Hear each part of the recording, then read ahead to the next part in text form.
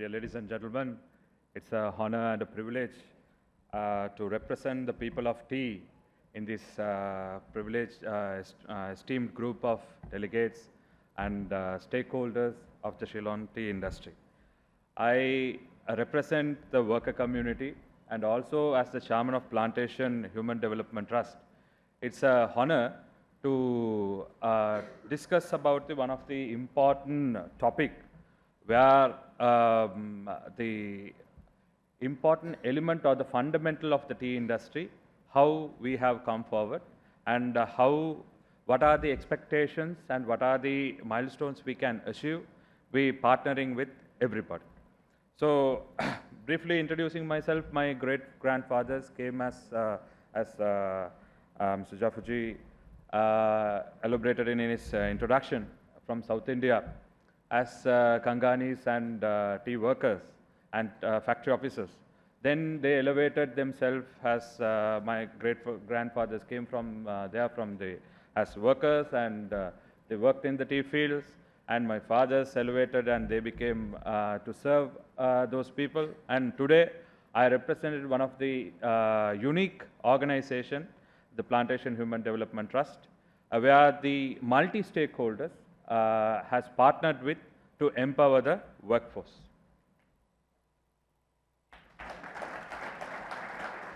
So when you talk about or when you Google Ceylon tea or Sri Lankan tea, the first set of image will be like, a tea plantation worker plucking tea leaves.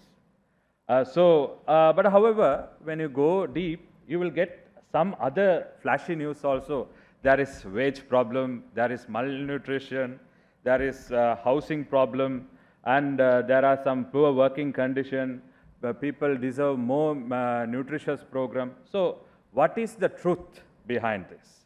That is the biggest question we all have. So let me dive into this entire sector to explain what is the problem we have faced and what are the resolvement we have provided and what are the long-term partnership we all can work together. So Jafuji explained about the history. Let me go to the our community history.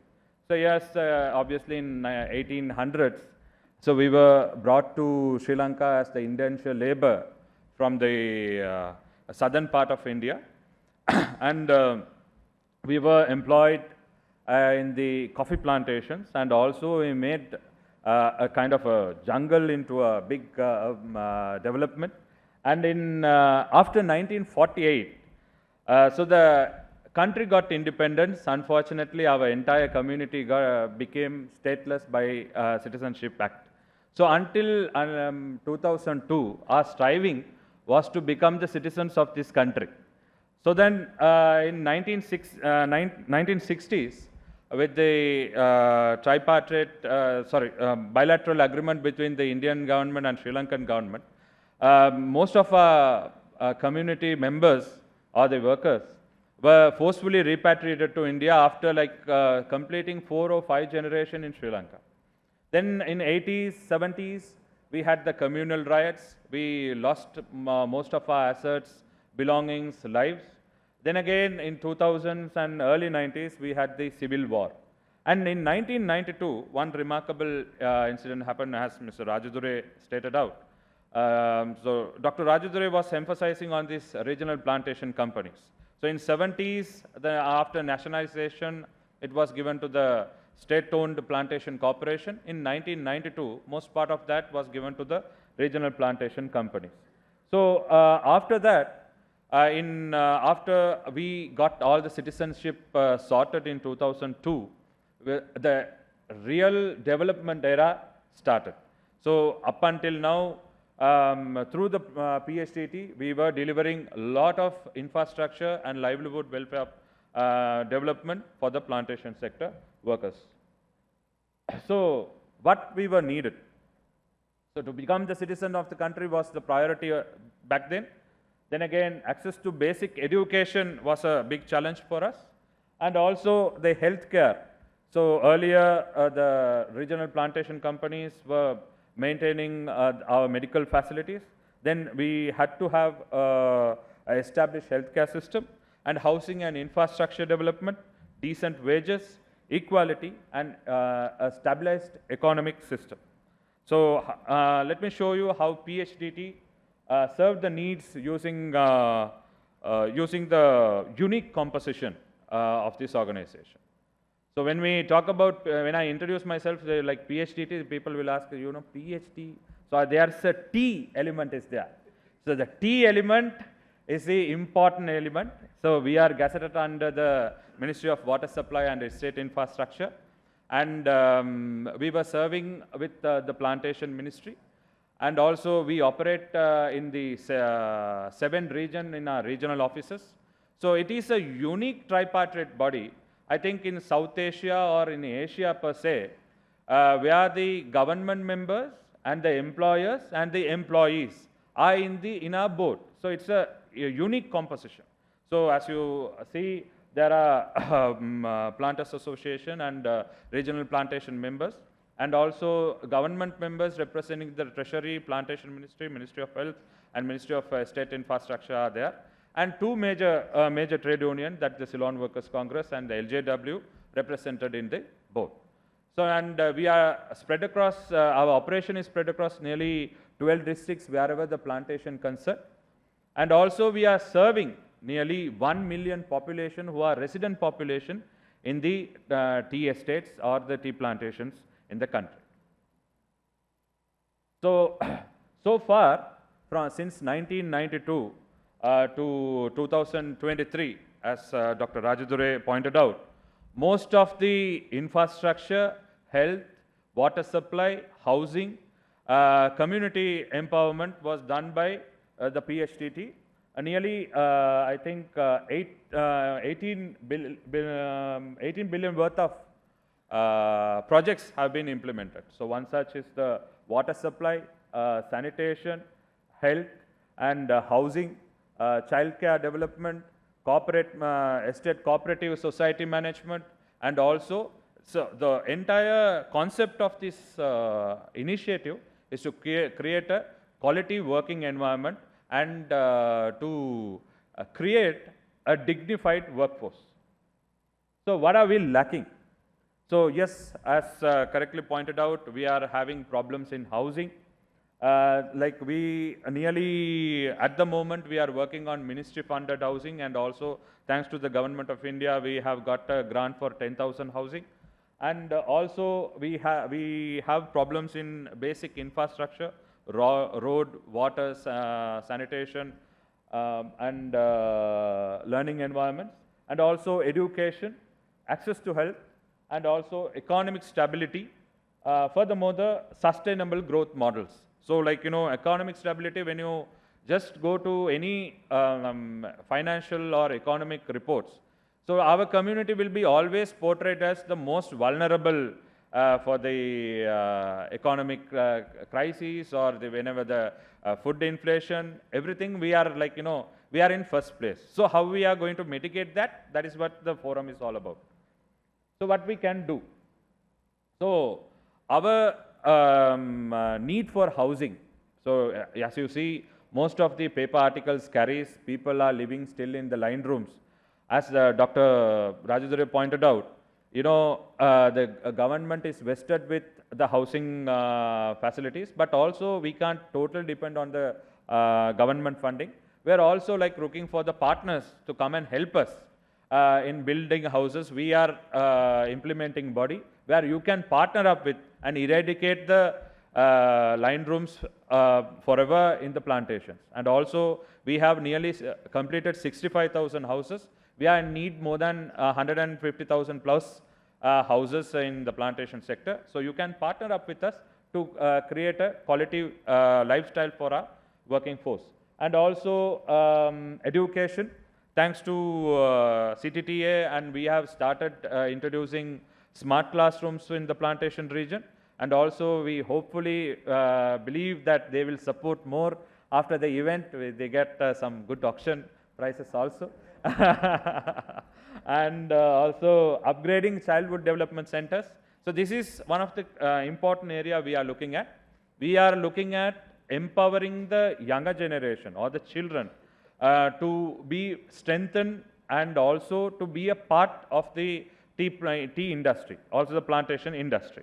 And for that, now with the support of the World Bank, out of 1,193 child development centers, we have developed nearly 600 plus centers. We need support from you all if you can possible to develop furthermore the child development centers where the children can be more empowered in this sector. And also economic stability and business models. We are looking at how we can partner with the chairman of Ceylon Smallholder Association pointed out, how we can intercollaborate with them and introduce a program. So future of the industry. So there is a common saying, if there is no worker, no tea. As I emphasized on the point, all tea industry is based on our tea plucker plucking the tea. So we can, in future we can introduce drones, machines, anything. But Ceylon tea is famous for the hand-plucked tea. So we need to empower a quality tea worker for that to have a quality cup of tea.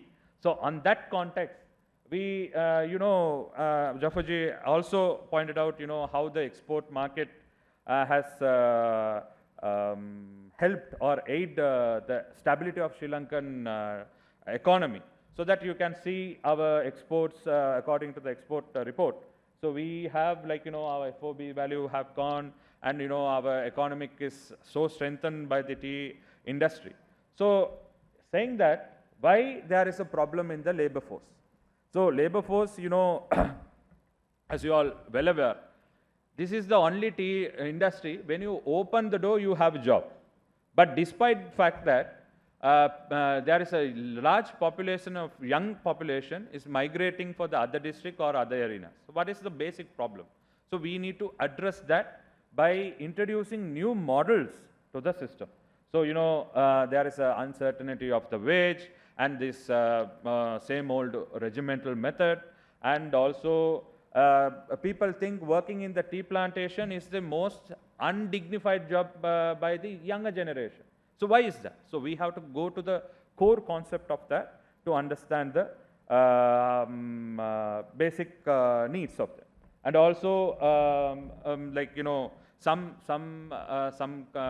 entities, they don't maintain the fields properly, or there is a business problem among them. So these things have contributed the workforce not to join in the workforce, like in the tea industry. So one of the alternative model, I really agree with Dr. Rajadure and also the Tea Smallholder Association. One of the important model is the partnership model. In this, I can give you a small example. Our political understanding from British time to today, we had different political ideologies. When there is an economic instability or a problem, various party people got together, they got partnered up and they are stabilizing the economy. So likewise, Helis may have wonderful initiative, Mathurata may have wonderful initiative, and other companies may have their own RSP revenue share system. So we need to work with a uniform model to empower and implement that project into the tea plantation. As you also went through the population status, nearly 1 million population living in the estate, but nearly 90,000-ish people are working in the tea farm. So our regional plantation companies and the other stakeholders are finding difficult. If you ask them what is the major problem, there is a lack of workforce. So how we can